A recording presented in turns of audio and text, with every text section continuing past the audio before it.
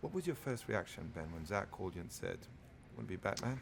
Well, I didn't really know what he was going to do, and I wasn't sure how it was going to work, and I was kind of taken aback and surprised. I went down to his office and looked at what he had created. He had already painted and drawn and created videos, and for what would become Batman versus Superman. And I could already see the influence of the Frank Miller book on the movie, and I could already see the sort of this great idea of this kind of heavyweight fighter in the 12th round, of his life. Then that was really appealing to me, and all of a sudden, and I saw the way he was doing the Batcave and what the Batmobile was going to look like, and how and he was going Chris Terrio was going to write it, and I just thought, like, I have to do this. I can't. If I say no to this, I'll regret it forever. I'm glad you said yes. How different is this new version of Batman to other previous incarnations? The previous incarnations of Batman are done by such great actors. That's like, it was a hard and daunting thing going in because there's such fine work had been done. I'm such a fan that I had to just sort of put that out of my head. Otherwise, I would have been forever going like, oh, is this as good as so and so did it? And we tried to do something that was not just another chapter in someone else's thing, but to try to reinvent it and do our own thing. What's different about this chiefly is that, just from a story point of view, is that Batman exists now with other superheroes, which hadn't really happened before. You've got Superman there, and you've got Wonder Woman, and you've got the possibility of these other characters emerging. And so putting him in a world where those characters exist very much changes the calculus for Batman in a lot of different ways. And how did you, both physically and emotionally, as an actor, prepare this role? Well, physically, it was just a couple hours a day in the gym and eating a lot of protein and eating for 4 or 5 times a day and doing as much work as I possibly could to get fit and to add muscle. Emotionally, it was a lot. You can't go do research with Batman. He's not around there. You have to use your imagination. And luckily, I had Chris Terrio to lean on, who wrote a remarkable script that was very real and also very exciting, and also had a lot to chew on. And I had Zach, who had a great kind of through line for the character. And working with those guys is just kind of how I developed this take on this character. Does the suit help once you put it on?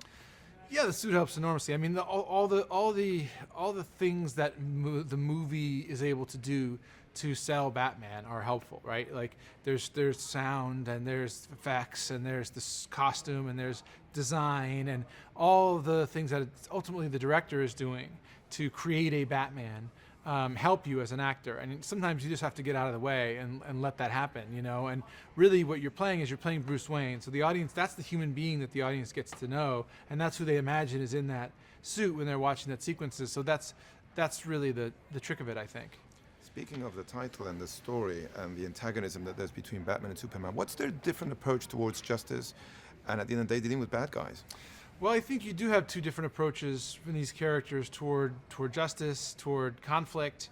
Batman is a little bit more ruthless. He's willing to be a vigilante. He's willing to violate some principles in order to get things done, and believes that that's a more expeditious form of justice is okay. Expedited justice. But I think. And Superman believes in maintaining and upholding the integrity of the ideals of what's behind the laws and why they were created.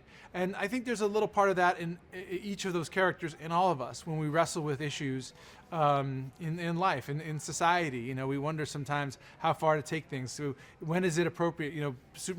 Batman wants to strike first. He wants to attack Superman because he believes he's a threat, and if he's a threat, he thinks that threat should be eliminated. And we wonder, when is it appropriate to strike first? When is it smart to wait? To what extent do we weigh our values against the threats that are present in our lives? That's a very real conflict that we all deal with in the world today, and there's no easy answers to it.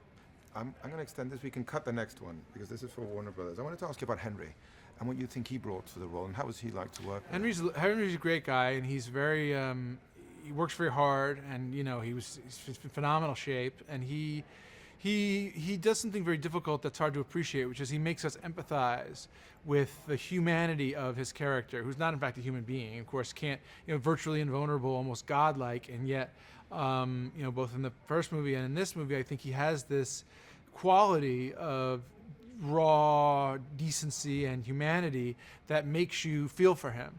and it's not easy to do. And just to wrap it up, I do want to ask you about working with an actor of the caliber of Jeremy Irons, and what do you think he brought to Alfred? You know, Batman's humanity really comes through in his relationship with Alfred. That's where you see he's got this father figure. That's where you see this father-son love. You know, even though it's a lot of times teasing and giving each other a hard time, but that's how he's bound to humanity, even in his darkest, most jaded hours. And so, you know, it was wonderful to have an actor as sophisticated and brilliant as Jeremy to play all that stuff off. You know, the teasing, the coyness, the camaraderie, the affection. You know, there's nothing he can't do. I've been an admirer of his since Dead Ringers. I mean, the guy is an amazing actor. He's just phenomenal.